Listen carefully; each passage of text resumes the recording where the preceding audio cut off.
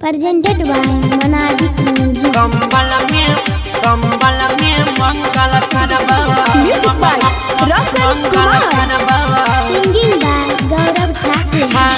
कहे छियो ठंडी में कर ले बियाह गे किया छौड़ी करे छी जवनिया तबाह गे किया छौड़ी करे छी जवनिया आहे गई कहे छियो ठंडी में कर ले बियाह गे किया छौड़ी करे छी जवनिया तबाह गे रात ते छोड़ दिनों में हम पाजा में तोरा धरबौ छौड़ी गे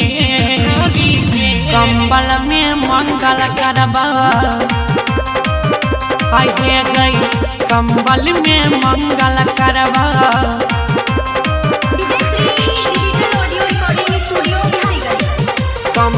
कंबल में मंगल करबा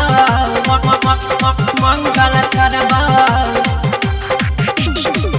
कंबल में मंगल करबा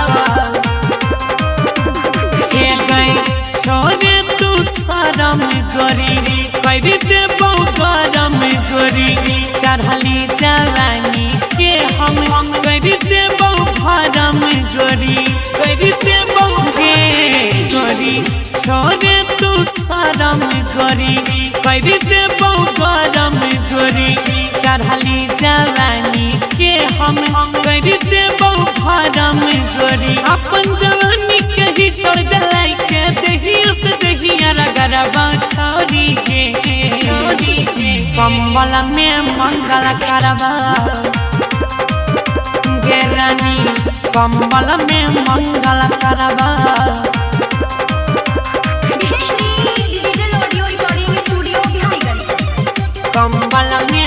कंबल में मंगल करबा मंगल करबा आहे गई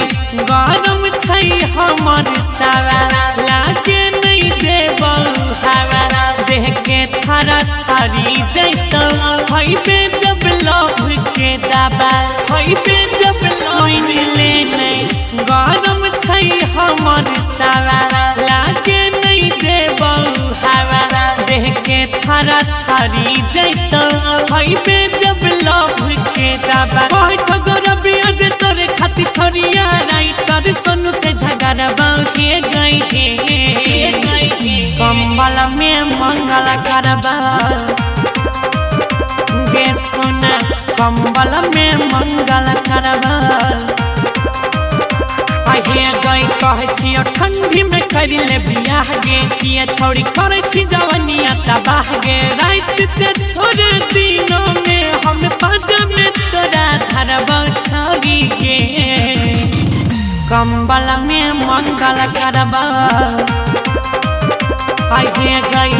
कंबल में मंगल करबा